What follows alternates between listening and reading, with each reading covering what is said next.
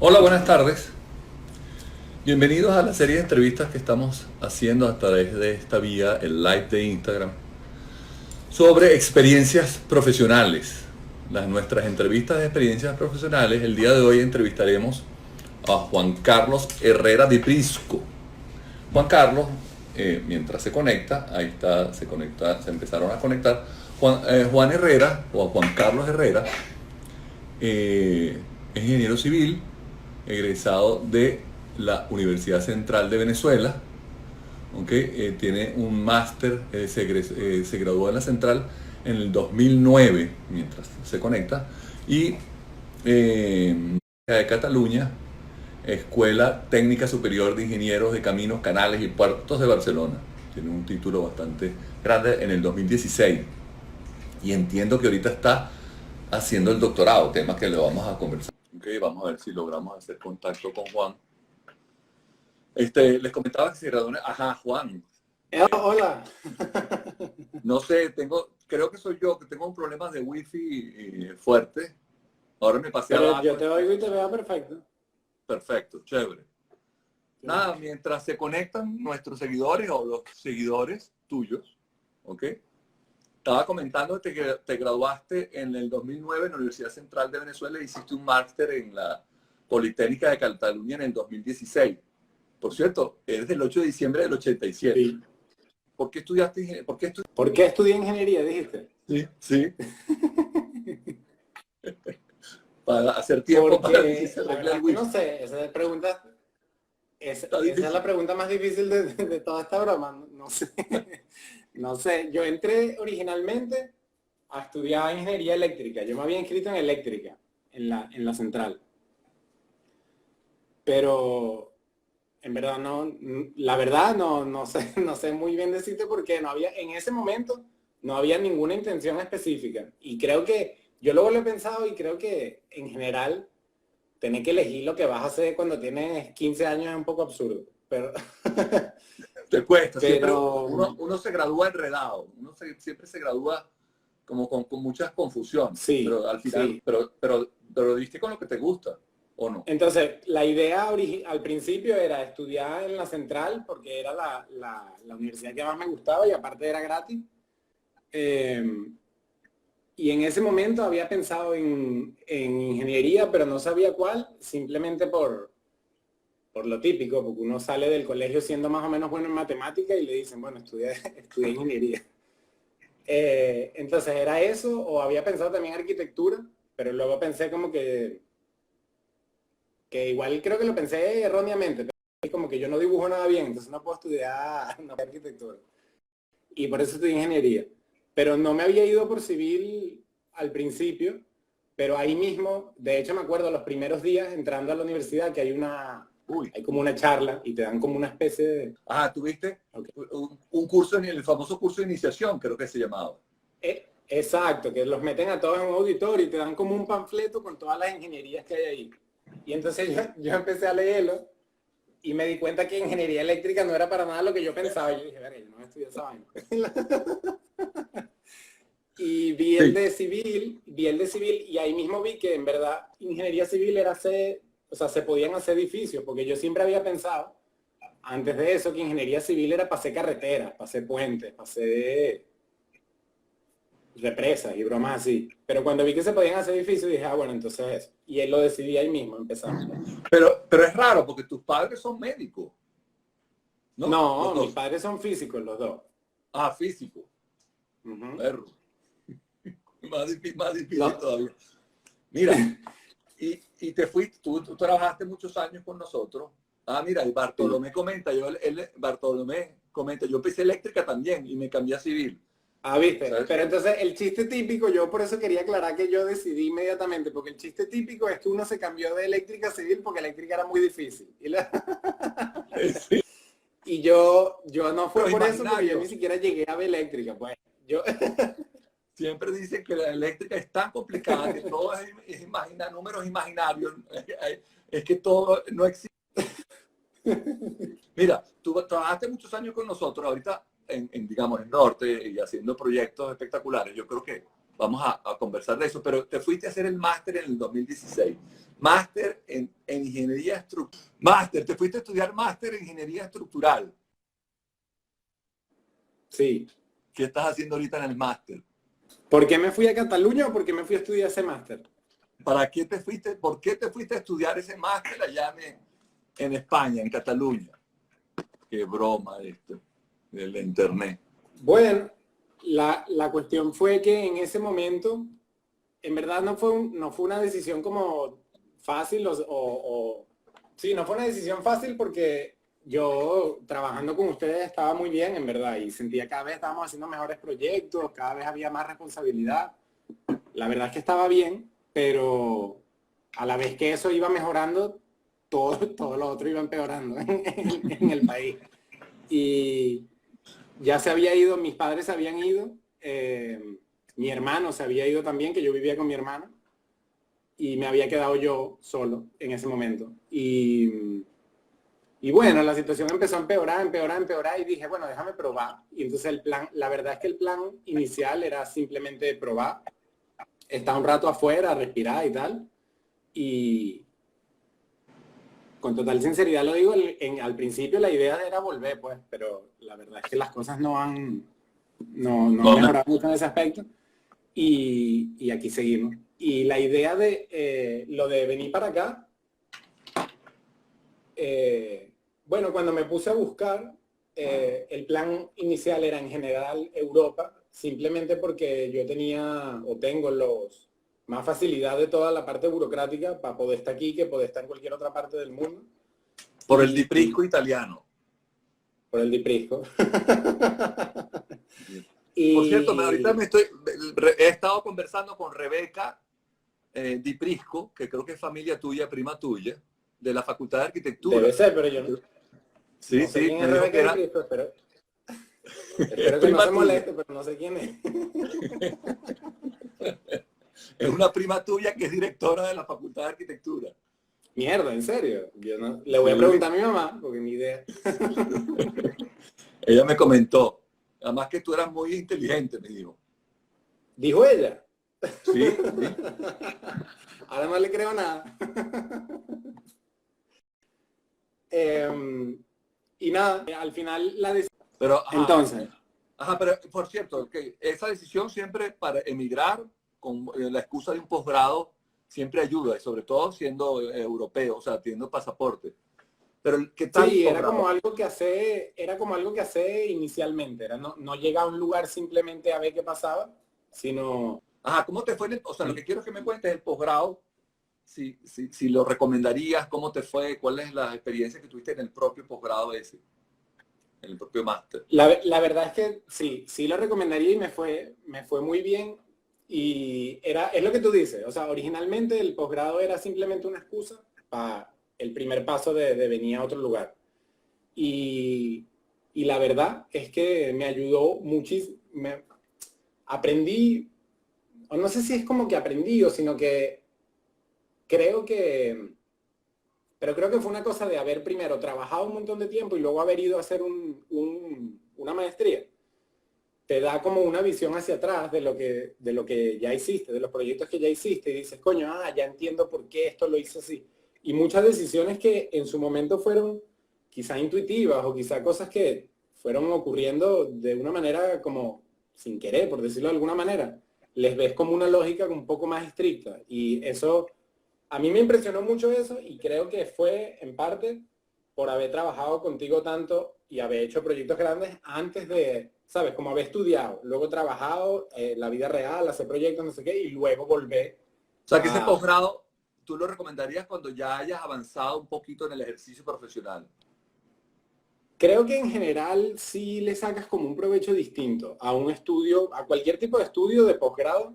Creo que le sacas, en cosas técnicas, le sacas más provecho si ya has vivido como en la vida real, por decirlo de alguna manera. Porque creo que si vas directo hay una cuestión de que la mentalidad no cambia. Si tú sigues directo, lo que haces es seguir estudiando, es como si estás estudiando. Y cuando tú estás estudiando, nada de lo que estás haciendo es real, ¿sabes? Nada se va a construir, no hay dinero de por medio en nada, no hay peligros, por decirlo de alguna manera, de por medio, no hay responsabilidades, más que sacar una buena nota. Y eso hace que la mentalidad sea otra. En cambio, si ya tuviste las responsabilidades de una construcción de verdad, lo ves totalmente con otros ojos. Y creo que sí. Igual lo recomendaría en general, porque es un muy buen posgrado. Es un muy, muy buen posgrado. Pero en general, si alguien termina la carrera y quiere estudiar más, yo veo como lo más útil o ponerse a trabajar y estudiar al mismo tiempo, o trabajar un ratico y luego decir, bueno, ahora quiero estudiar esto. Primero, y aparte porque además te ayuda a elegir específicamente qué es lo que quieres hacer, ¿sabes? Te ayuda a decidir. ¿Y cómo te lo pagaste? ¿Cómo funda papá? No, me lo pagué yo, no, mi papá. El sudor de tu frente. Me lo pagué yo con dinero ahorrado de haber trabajado contigo, básicamente. Básicamente eso fue lo que pasó. Yo todo el tiempo que estuve trabajando contigo, como vivía en el apartamento que mis padres dejaron, no pagaba alquiler ni nada. Y te ibas y venías en bicicleta, no gastabas en nada, en carro. No gastaba en nada. Y lo que hacía era ahorrar, la mayor parte del dinero que se podía, lo ahorraba. Y me fui con unos ahorros, me vine para acá con unos ahorros, de los cuales la parte más significativa fue que vendí el carro ese que tenía justo antes de irme y con eso más o menos sobreviví. También es verdad que llegando aquí comencé a trabajar casi inmediatamente. ¿Cómo lo llaman los españoles? La pasantía, no, ¿cómo lo llaman el término cuando tú contratas un pasante? Es un pasante, que es una especie de pasante. Sí. Que le pagan, digamos, unos honorarios básicos, pero tú trabajas igual como cualquier profesional. Sí, trabajaba medio tiempo, trabajaba nada más 4 horas al día. Medio. Sí. Porque el posgrado es tiempo completo. Becario, sí, eso. Amalia me lo recuerda. Fuiste becario. Exactamente. El posgrado en verdad está pensado para hacerlo a tiempo completo, no está pensado para hacerlo trabajando. Y honestamente hacerlo trabajando es difícil. Es difícil porque es un posgrado, es un máster exigente. O sea, hay un montón de trabajos finales larguísimos, hay unos exámenes para los que de verdad tienes que estudiar. Hay que dedicarle bastante tiempo y aparte el horario de las clases directamente es un horario complicado. Porque las noches, las tardes, de mediodía. Yo lo hice el primer semestre, como no sabía muy bien cómo era, yo metí todas las asignaturas de primer semestre y me puse a trabajar a medio tiempo y me estaba muriendo, era horrible. Y ya el segundo dije, ok, ya entiendo cómo es la broma y metí menos asignaturas y fui poco a poco. Y me tardé un semestre más. Ingeniero, dice Tony Montero, me siento identificado con él, con Juan, porque aquí en México mi experiencia fue similar.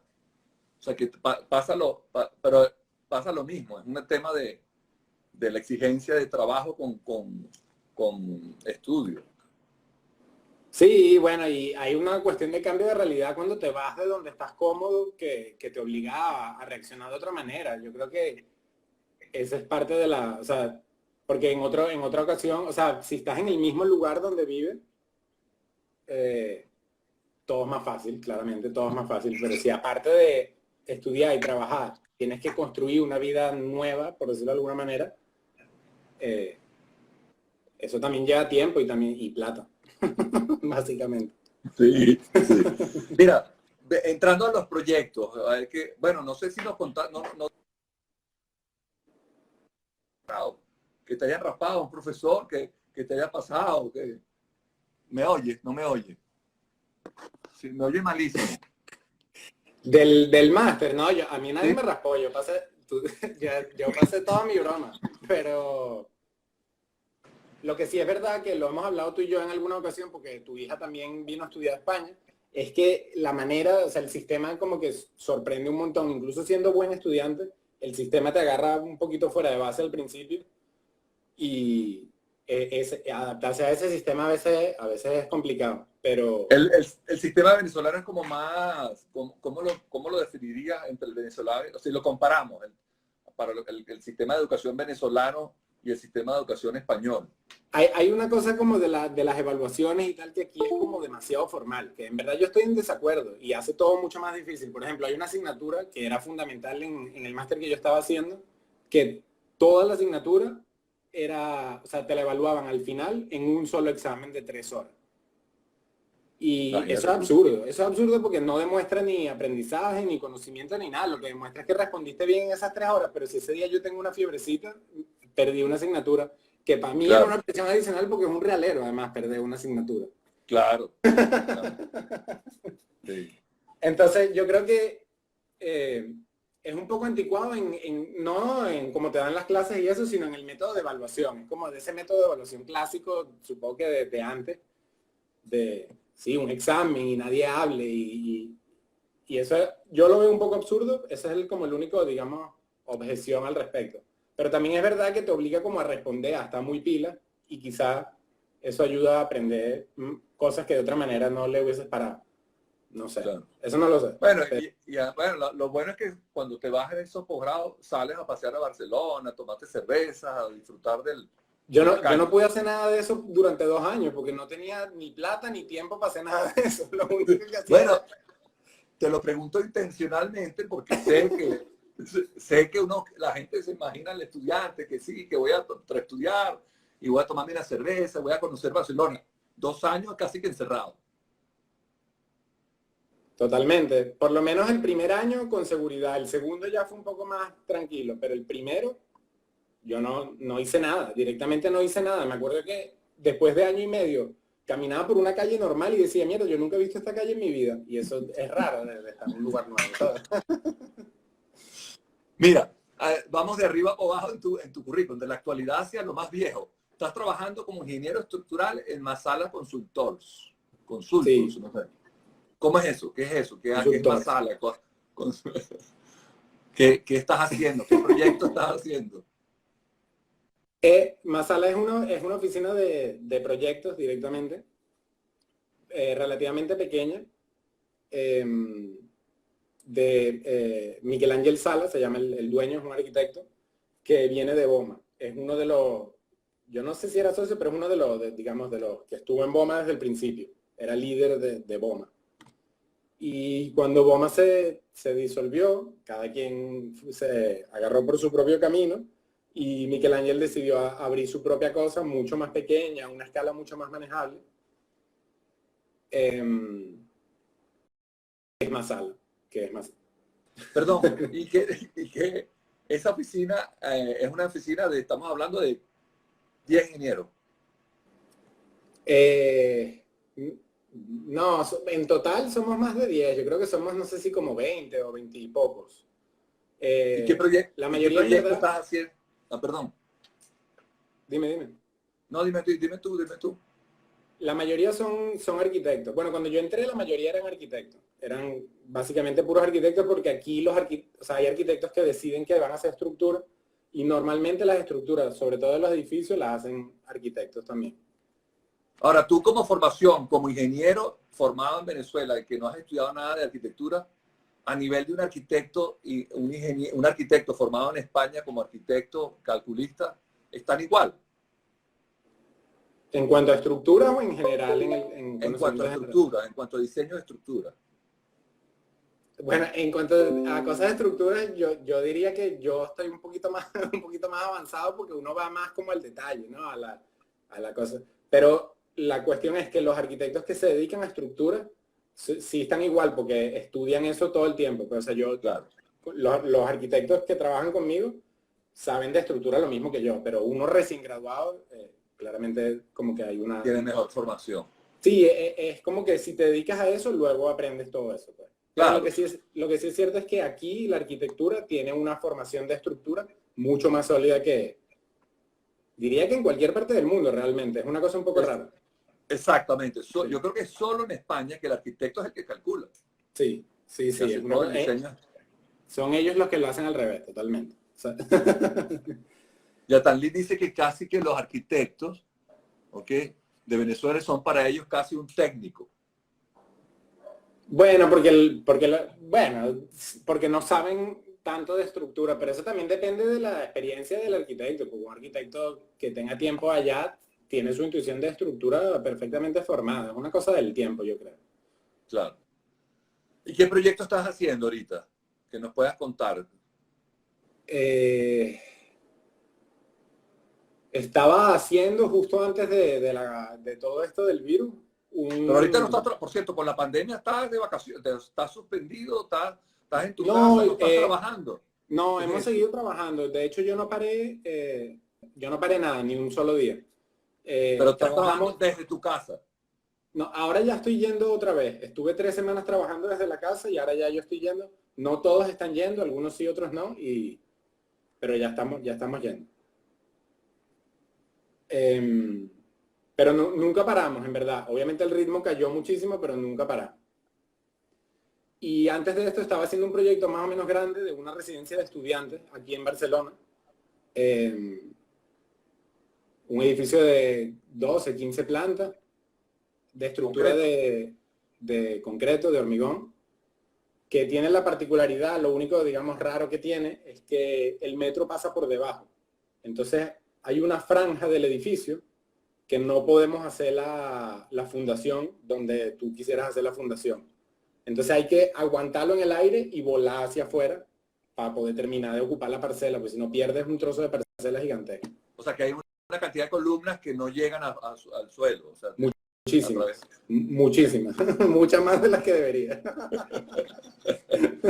¿Y cómo lo está? Yendo un poquito a la cosa técnica, ¿qué programa usas en estos análisis? Usamos robot, yo uso robot casi todo el tiempo. De cálculo lo que uso el 90% del tiempo es robot.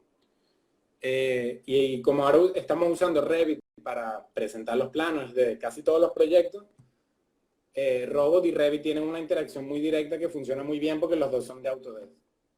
Los dos funcionan igualito, perfecto. Sí. Y lo estás llevando todo, Autodesk para llevarlo a nivel BIM. O sea, entregar todo lo que es concreto, acero de refuerzo, todo en Revit. Todo lo entregamos en Revit, pero no es que armamos las columnas y las vigas físicamente en el modelo.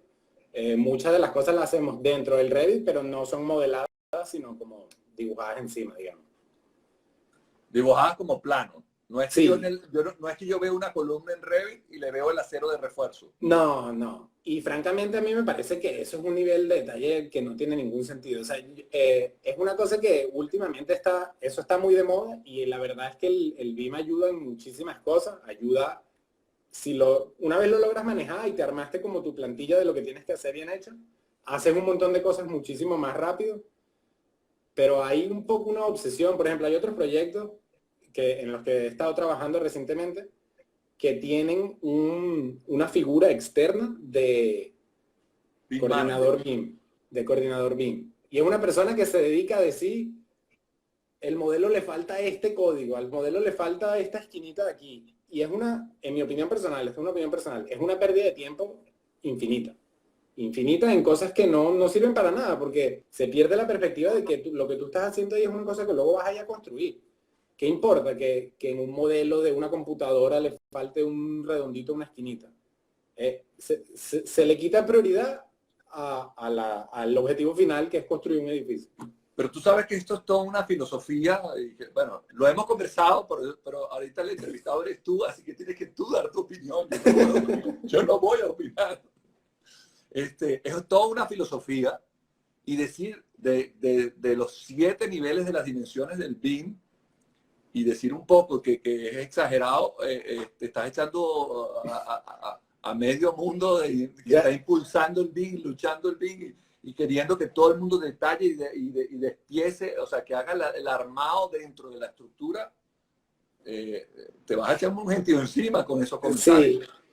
Sí, sí, pero bueno, esa es mi opinión. Esa es mi opinión de haber venido de trabajar sin eso por muchísimo tiempo a ahora tener que usarlo básicamente por necesidad. Y no estoy en contra de esa como evolución, digamos. A mí me parece muy bien que aparezca una nueva herramienta que mejore el resultado. A mí eso me parece excelente.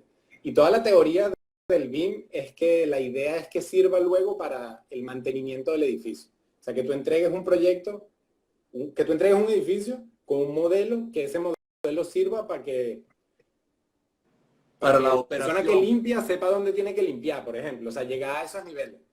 A mí todo eso me parece muy Y el bien. que va a montar un cuadro, pues, ¿dónde va a taladrar para no romper un tubo? A mí todo eso me parece perfecto, pero ese no es nuestro trabajo. Nuestro trabajo es construir cosas.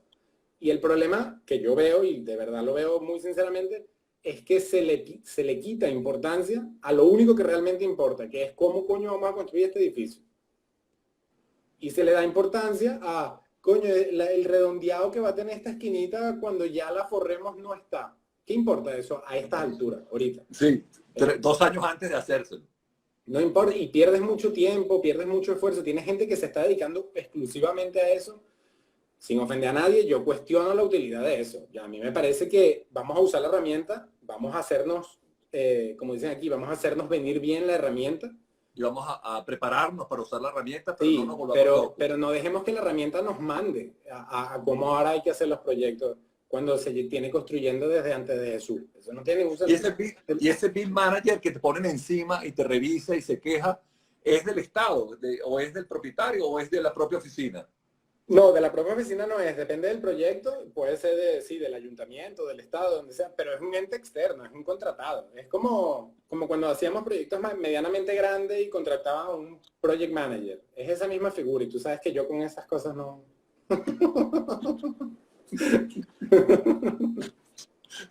Nadie te está oyendo.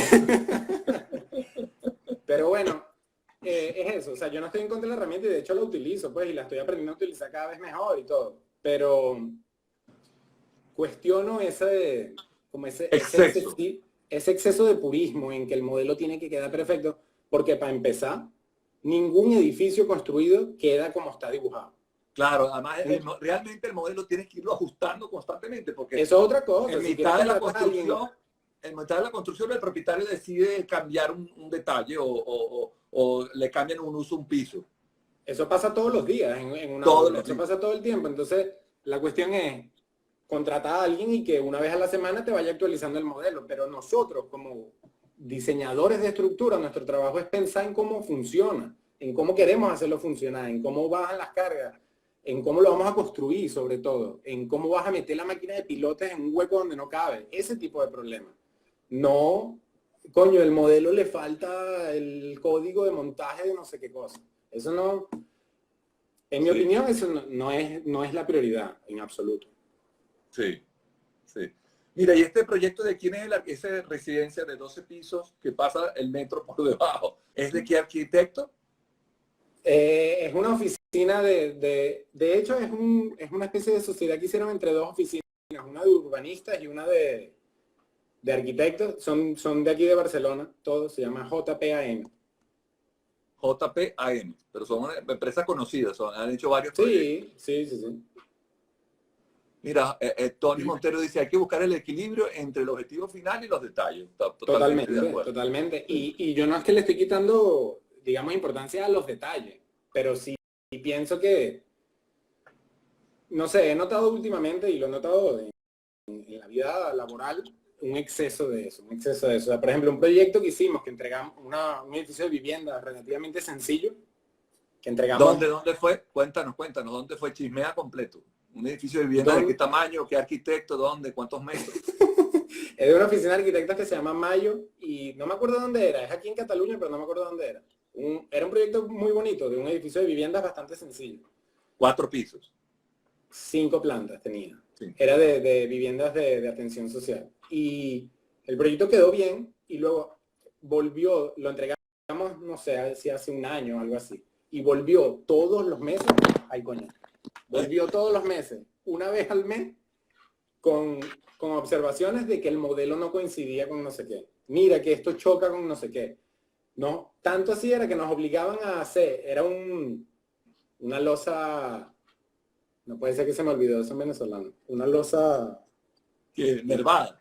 Qué pena, sí. Una losa acero, una losa nervada. No, nervada en 2 direcciones, ¿cómo se llama en Venezuela? Reticular. Ah, entonces igual, una losa reticular. Entonces nos exigía que pusiésemos unos huequitos de media pulgada, de tubos de aguas blancas o lo que sea, abriendo el hueco en la capa de compresión de esa losa. Y que coño, hazme tú el favor, cuando nunca se ha dibujado eso en la vida. O sea, hay que ponerlo porque choca. Esas son las cosas con las que yo no estoy de acuerdo. Ese nivel de... O sea, tú lo levantas un poquito en la obra, le das una patada y ya está, ya entra. Abre un huequito ahí, nadie te va a decir nada. Mira, yo en diciembre estuve por allá y estabas haciendo un proyecto, tuve la suerte de verte tu trabajo y visitar a Brufao y a Masala, ¿ok? Y estabas haciendo una estructura metálica espectacular.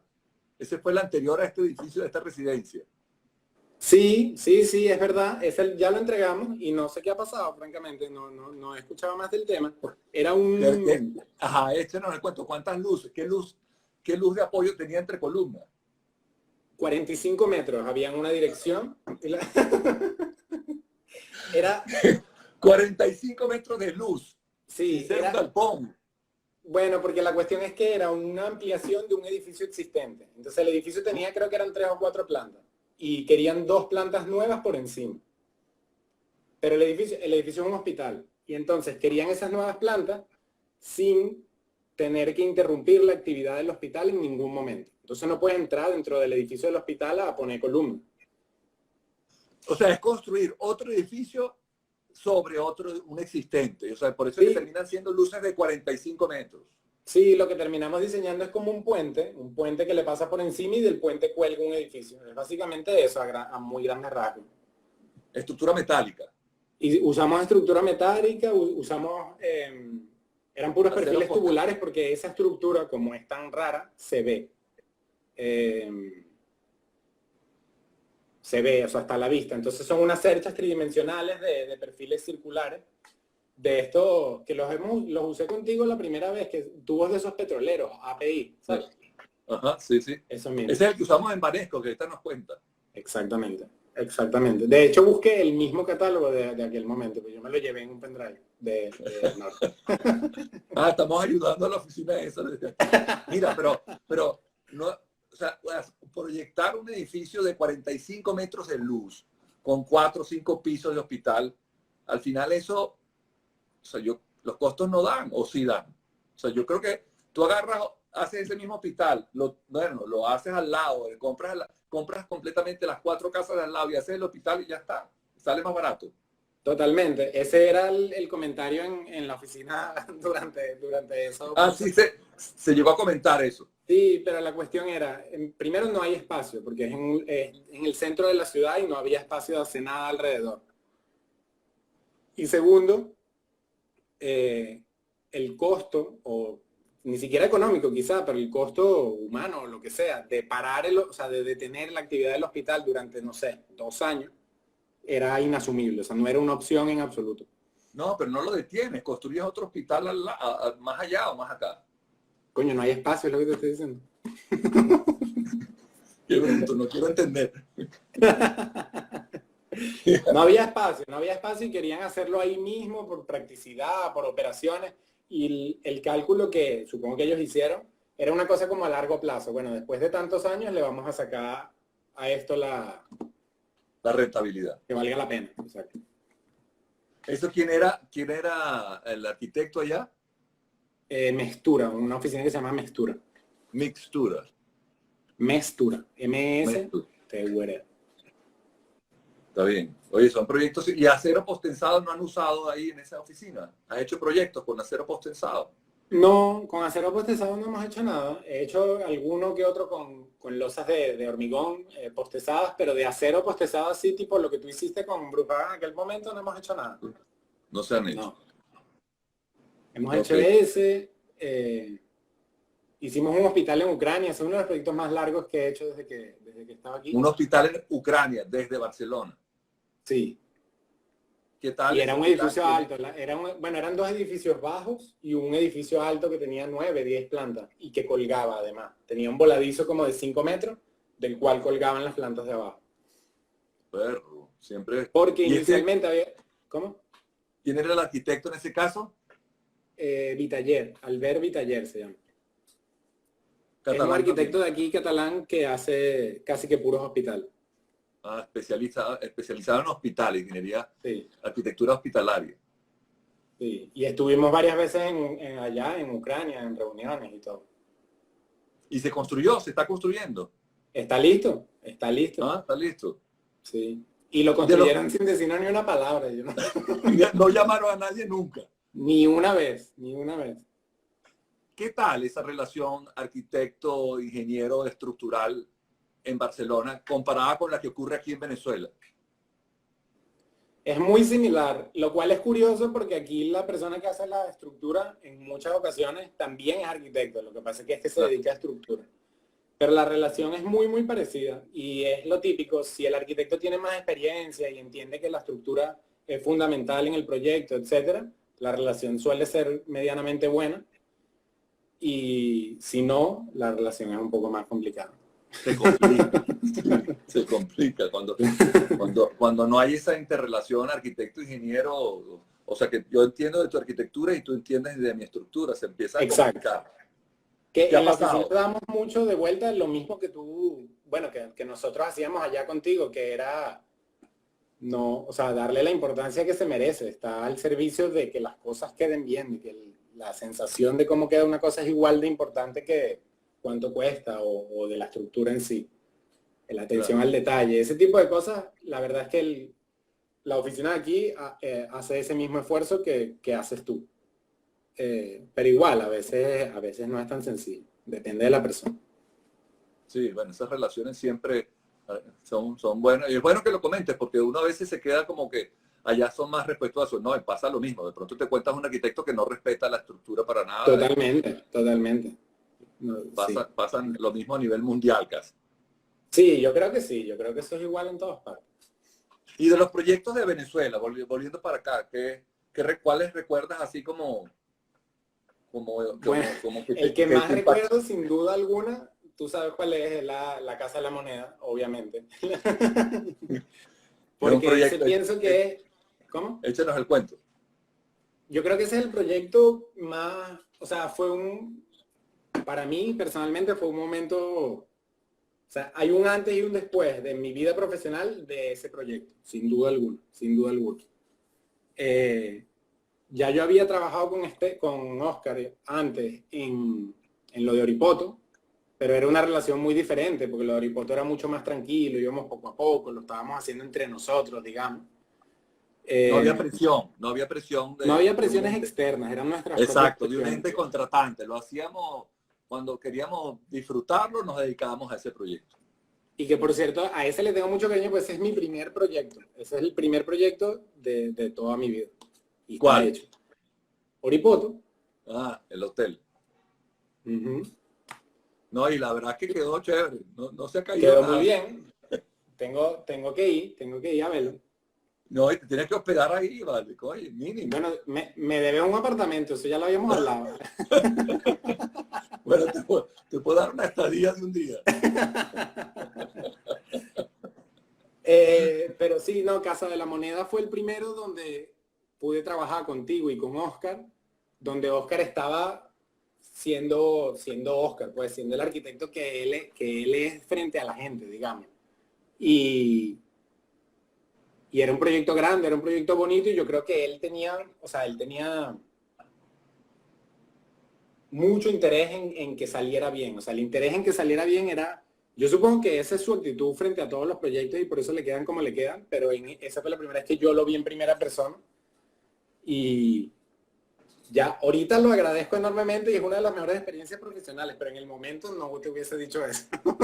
Porque mucho pelea, ¿no? O sea, siempre hay como mucha exigencia. Sí, la cuestión es que él era, y con razón, de verdad, ahora lo digo sinceramente, tenía toda la razón, era increíblemente exigente, o sea, llamaba todos los días a verificar ciertas cosas, el detalle de cómo tiene que quedar tal. A veces estabas trabajando en una parte del auditorio y te llamaba que en la cocina no sé qué cosa, entonces tenías que moverte para allá y, o sea, yo tenía muy poca experiencia, la verdad, y quería también estar a la altura, había una cosa de reto de estar a la altura de esa situación que me generaba mi presión adicional propia. Pero aprendí Pero muchísimo, la verdad. Aprendí al muchísimo punto de no y dormir, te generaba estrés que no dormía a ese nivel o no. yo siempre duermo, pero había, me levantaba pensando en eso, digamos. Me levantaba todos los días pensando en eso directamente. Y fue un Bueno, eso es proyecto lo que hay que largo, lograr en un proyecto. Cuando te pasa eso en un proyecto, estás trabajando bien. ¿verdad? Cuando estás pensando en el hospital de 45 metros de luz y amanece pensando en la cercha. Y a veces me iba y algo no estaba funcionando en el modelo y al día siguiente llegaba y ya se me ocurría cómo solucionarlo, articular no sé qué aquí arriba, ese tipo de cosas. Me ayudó como a pensar mucho y a generar una intuición estructural que hasta ese momento no tenía, la verdad. Claro, es lo que llaman lo que nosotros llamamos profesionalmente la configuración estructural. No el número ni cuánta cabilla, sino el concepto del edificio, que es difícil aprender. Totalmente, totalmente. Y el qué pasa físicamente si estoy articulando esta columna aquí arriba, por dónde va a bajar ahora la carga. Ese tipo de cosas. Muchos de esos conceptos que al final ahora son muy intuitivos, los aprendí con ese proyecto. Y esa estructura fue toda idea de Oscar, la verdad. Yo me acuerdo de la primera reunión cuando fuimos a su casa y yo nunca había visto ni un solo plano del proyecto y me dijo, esto va a ser así. Y, Y y fue ya así. tenía las dos pantallas con la columna, la B pequeña arriba de donde colgaba el auditorio. Eso estaba todo resuelto, todo estaba resuelto. Yo me acuerdo, y yo me acuerdo de esa conversación particularmente porque me acuerdo que yo no entendí nada. Él decía, esto va a bajar por aquí, entonces lo vamos a colgar. Y yo decía, está bien, vamos a hacerlo así, yo tengo casi y ya está, ¿qué voy a hacer?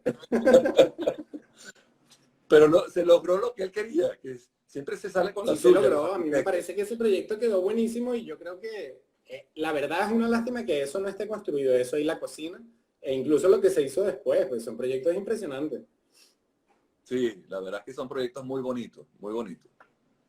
Bueno, también, por cierto, por cierto, para cerrar el tema de Oscar Tenreiro, es curioso, pero él siempre te escribe y como que siempre han mantenido un contacto, aún tanto aquí Siempre en hablamos, Barcelona. siempre Sí, hablamos. Y de hecho lo tenía él aquí me por si comenta. nos quedábamos sin nada que hablar. Yo, este libro, que es el libro de él, que él me mandó, Sí, y si sí. ve esto quiero agradecerlo. A mí me parece que este libro debería ser obligado en la escuela de arquitectura en cualquier escuela de arquitectura de Venezuela. A mí me parece un texto fundamental, lo digo sinceramente. No porque Qué sea de bueno. Oscar y no por estudiar a la persona Oscar, que también, porque se lo merece, pero la experiencia que él relata en este libro es la experiencia de ser un buen arquitecto venezolano en el periodo en el que Oscar ha sido un buen arquitecto venezolano. Y a mí me parece que cualquier arquitecto venezolano que quiera ser arquitecto hoy en día tiene que leer este libro. No, no tengo ninguna duda, de Te verdad, lo lo digo digo que muy en yo, serio. bueno, todos esos proyectos que están en ese libro se discutían en la casa, yo estando carajito, y uno oía las discusiones, el ingeniero, el arquitecto, y leyéndolo, descubrí una cantidad de cosas que tampoco sabía. Y unos conceptos Claro, que tampoco, yo mismo que estoy todo el día oyendo y discutiendo proyectos con él y lo que hemos hecho juntos. todo, todo el cuento de la casa donde vive él es buenísimo. Eso es un ejemplo de un curso completo de arquitectura.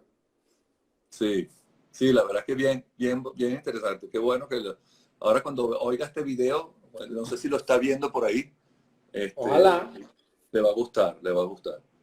pero Y sí, otra, por sigo hablando ejemplo, con él todo el tiempo y porque al igual que tú, a mí me parece una de las personas más responsables de todo lo que yo he aprendido, de lo que yo sé ahorita. No, quizá no tanto técnico de los números y no sé qué, pero todo lo que yo sé de intuición estructural y no sé qué, lo aprendí contigo y con Oscar, ¿sí? Y con Edwin. ¿cómo Eso es, están preguntando cómo se llama el libro? el libro se Todo llega. llama Todo llega al mar y es la autobiografía de Oscar Tenreiro, que la editó la Universidad de Valencia de aquí de España. No sé honestamente cómo se puede conseguir, Creo que hay eh, que escribirle a su correo, tenreiro.oscar. La gente le escribe pero y él logra que la Universidad de Valencia le manden el libro a la persona. No y sé exactamente cómo. en la biblioteca de arquitectura de la central yo espero que haya por lo menos un par de libros de estos, porque es que si no es absurdo. O sea, tienen que estar. Sí, bueno, Si yo no no está, sé. tienes tú que llevar uno. No, el mío yo no lo voy a llevar. Yo lo tenía, No, coño, lleva otro. Tienes uno lo, solo. lo tengo en la casa. El mío creo que lo tengo en la casa, no lo tengo aquí. Mira, y Edwin, el proyecto de la Torre Banesco, que también lo tienes aquí Ajá. reflejado como tu currículum. Un proyecto, Edwin, es lo que te decía ahorita, todos esos conceptos que yo ahora siento que están como muy formados, para mí son eso, gracias a ti, a Oscar y a Edwin, porque el proyecto que hicimos con Edwin de la Torre Banesco, también fue eh, es, espectacular. sí, es el otro proyecto que yo digo, este es uno de los proyectos más importantes que yo he hecho hasta el día de hoy todavía, es uno de los proyectos más importantes que he hecho. Y de nuevo, la misma experiencia con lo que acabo de decir. Porque Edwin Yo me también acuerdo maneja la muy bien. primera vez que fuimos a su estudio a hablar de Ajá. la torre y él dijo, la torre va a funcionar así. Y tenía la idea del auditorio arriba con las cerchas de estas curvas. Eran un poquito diferentes, pero tenía sus cerchas curvas arriba de las que colgaba toda la torre. O sea, esa idea es claramente de él. De hecho, tenía una maqueta de un proyecto anterior en donde había intentado ya desarrollar esa estructura. Y ahí, esto obviamente fue después y ya yo tenía mucho más concepción estructural y mi primera cosa fue esto no va a funcionar en Caracas. Porque, Con sismo, porque la diferencia es que en España claro, o en porque Barcelona no hay perfecto, sismo. ya en ese momento yo estaba viendo esto, cómo bajaban las cargas estructurales por todas partes, pero yo dije, ay, si empujas esto de lado, esto se cae completamente. Y, y Y tuvimos entonces que creo poner que ese fue nuestro aporte más importante a ese proyecto, fue rigidizarlo con la caja esta interna para sí. que funcionara. No, y el Piedamigo, unos tubos ya no me acuerdo de qué diámetro y de qué espesor eran. ¿Te acuerdas los Piedamigos de abajo? Creo que eran algo así como 45 centímetros de diámetro, pero lo absurdo era el espesor, era como Como 4 de 10, centímetros, 5 12. centímetros de espesor. No, era más, eran más. Yo creo que eran 4 pulgadas, un número que uno dice, verga, ese tubo existe. Sí se logró hacer. Eran básicamente unas barras macizas, los triangulares esos. Básicamente una barra maciza. Pero quedó, la verdad que bueno. Lástima, por cierto, estos dos proyectos que comenta, ninguno, Banesco vendió el terreno y no se va a construir el edificio. No sé si supiste. Ah, ya está totalmente descartado. Sí, sí. Es una lástima porque ese proyecto también era un... sí, dime. ¿Me oye? ¿Aló? ¿Me Sí, oye? ahora sí. Ajá. Es como que se fue un ¿Sí? bache. Okay. Y otro que recuerdes aquí de los que he hecho aquí, o bueno, o he hecho allá en Barcelona, que hayas trabajado en Barcelona.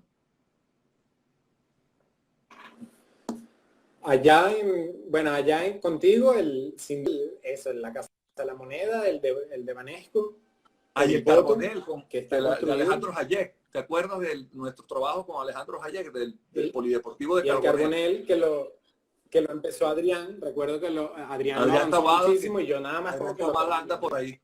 ahí. Ah, mira. Y ese también se construyó, que a mí me sorprendió muchísimo, porque ya yo vivía aquí y un día vi la foto no me acuerdo en dónde, en un blog o algo así, Es una revista, y sí, dije, mierda, esto salió. lo hicieron al final, yo no pensé que lo harían. Nosotros también Alejandro estaba afuera. Tanto tú como Alejandro estaba afuera. Mira, saludos de Adrián.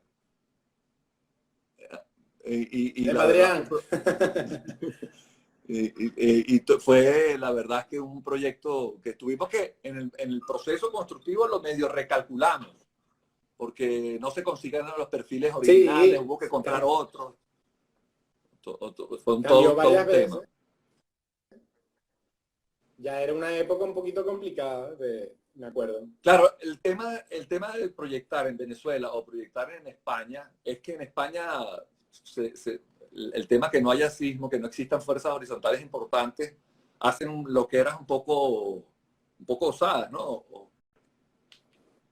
Hasta el punto en que a mí me parece que es negativo, porque sobre todo en edificios muy sencillos, como no les importa tanto, porque no hay esa como prioridad, empiezan a hacer cosas con las columnas que la verdad no se justifican, o sea, las empiezan a mover entre una planta y la siguiente, De un lado a para otro. placer totalmente, simplemente, ¿cómo?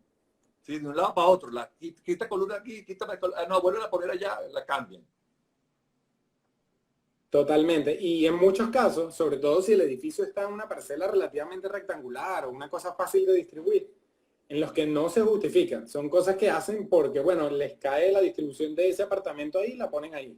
Pero no hay ninguna necesidad real de hacerlo así. Y la arquitectura Claro. pudiese incluso quedar mejor si lo haces al revés, si trabajas en base a una retícula y a unos espacios y tal. Y no se hace porque, claro, porque se puede hacer lo otro. Entonces yo creo que eso es una ventaja de los lugares con sismo, que no puedas inventar tanto con las columnas, que sea como tan... Te obliga a ordenarte, te Sí, obliga a ordenar. te obliga a ordenar. Y ese obligar a ordenar, yo creo que ayuda a que el proyecto quede mejor, la verdad. Ah, fíjate tú. Sí. Yo a veces veo caminando por la calle unas locuras que termino tomando fotos porque llaman demasiado la atención. Se ve clarito en la calle. Las casas, las columnas Totalmente. pasan de un lado a otro y de una manera de Cambian de concreto planta de a planta. Yo, acero. en muchísimos proyectos, en innumerables proyectos, he subido una columna. En el piso siguiente la mueves 10 centímetros a la derecha. En el siguiente la devuelves a donde estaba al principio. Y 2 plantas más arriba la mueves un poquito a la izquierda. De verdad. Sí, eso es un poco extraño. Y por cierto, Buen día. ahora en Masala está trabajando otro venezolano que estudió contigo también, ¿Cómo se llama? Luis.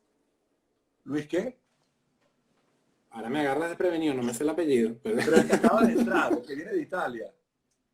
Que estudió en Italia, exacto, y vino para acá y ahora está Oye, trabajando vale, con ¿cómo se te va a nosotros. olvidar, Luis? Nos van a tener que recordar el nombre porque a mí también se me fue el nombre de él. Yo creo que él está ahí, que lo escriba. Luis, ¿qué tal, Luis?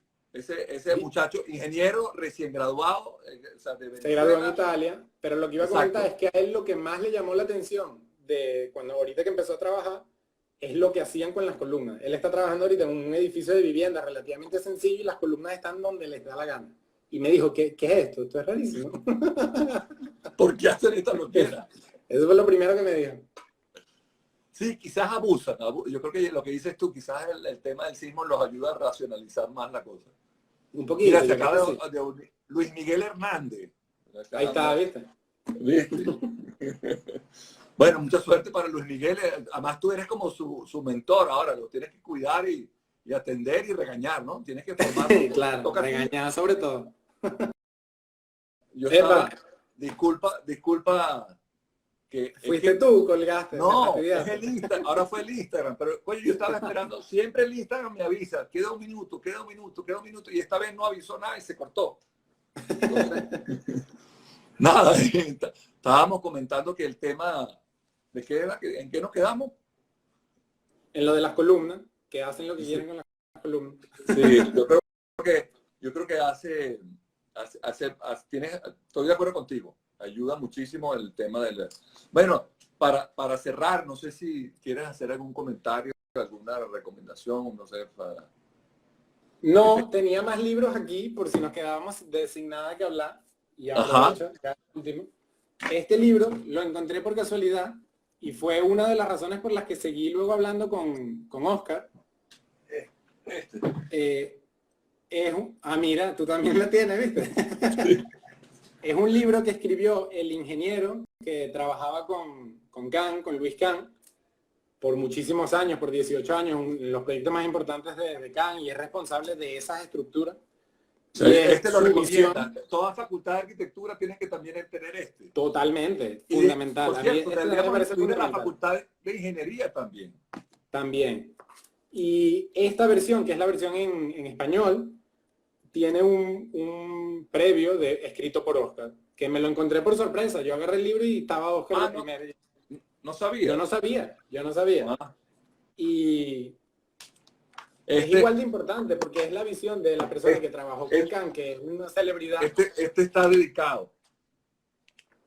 El mío no. Ay, tú no vas a hablar de que tú siempre hablabas de este libro. Ese te lo regalé yo a ti.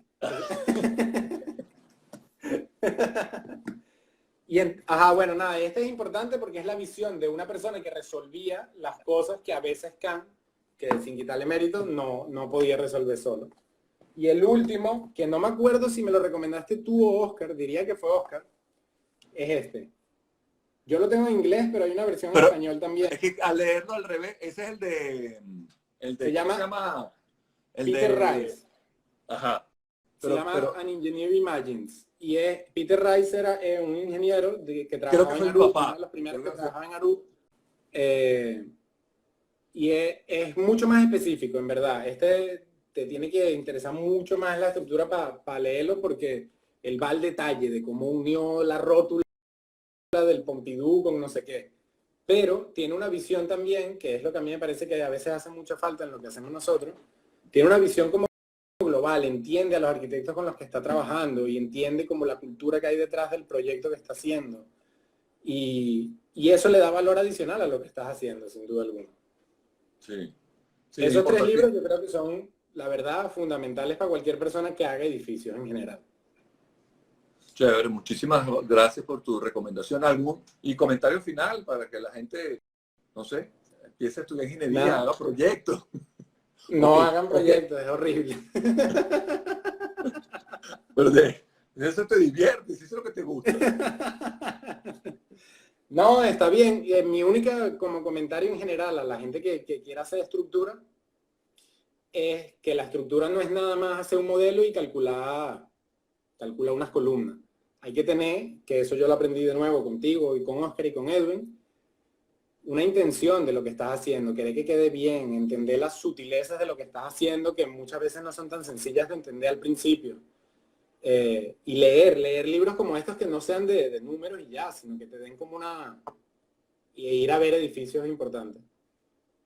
Chévere. Mucha observación también, ¿no? Mucha intuición. Totalmente, Mucha totalmente, intuición. totalmente. Si uno ve un diseño y ya salta a la vista y dice, esta columna o esta viga como que no tiene proporción, hey, cuidado, algo pasó aquí. Desarrollar, yo creo que es importante desarrollar eso antes que desarrollar la capacidad de usar el robot o usar ETAPS o usar cualquier cosa de esta. Esa capacidad de entender, que por cierto, ya como último comentario, una de las primeras cosas que hice cuando empecé a trabajar aquí, uno de los primeros proyectos que hice, el primer paso fue hacerlo a mano, calcularlo con hoja y papel. ¿Te obligaron? Y una vez, ¿cómo? ¿Te obligaron o te lo propusiste tú? No, me obligaron. Y una Pero es vez que terminado, a mí me ha pasado aquí en la oficina que se diseña una garita para un edificio y la quieres y la hacer modelas todo. en etapas, en shape, ¿qué es eso? Y modelas con shells y haces la tapa y no sé qué, Sí. y no hace falta. Y entonces el reto fue, haz esto a mano primero con números bastante gruesos, áreas tributarias, no sé qué, y después lo modelamos y vemos qué pasa. Y lo que pasó fue, era una estructura metálica, y lo que pasó fue que los perfiles que salieron una vez calculados formalmente eran básicamente los mismos, cambié como 2, 3 perfiles de lo que había hecho a mano, a muy grosso modo. Eso yo creo que cualquier persona que entre a trabajar debería hacerlo. Ese debería ser como el primer trabajo. Sí, son conceptos fundamentales. Sí. Chévere, la verdad es que me encanta que lo comentes porque son criterios que uno trata de manejar, de impulsar y de decirle a los muchachos. ¿Okay? Yo creo que lo logras. Yo creo que lo que tú has hecho desde que trabajas ahí en Norte y todo lo que haces con la gente que entra a Norte y todo lo que yo vi y lo que viví personalmente es eso. Yo creo que esos son... O sea, yo creo que esto que estoy diciendo lo saqué de ahí, pues, directamente. Chévere, es bueno, da aliento. Claro. Sembramos una buena semilla. Que ¿Viste? ya ha retoñado, ha retoñado. Bueno, vale, Juan, un fuerte abrazo. Igualmente. Muchísimas gracias por la entrevista. El Gracias a lunes ti. se va. Tú has trabajado con José Antonio Sala.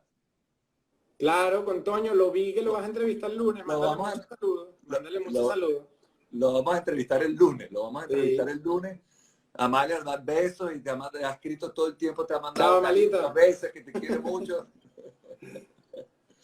Bueno, y un fuerte abrazo a todos. Nos vemos el lunes a las 12 del mediodía. Muchísimas gracias, Chao, Esteban. Juan. Gracias. Cuídense.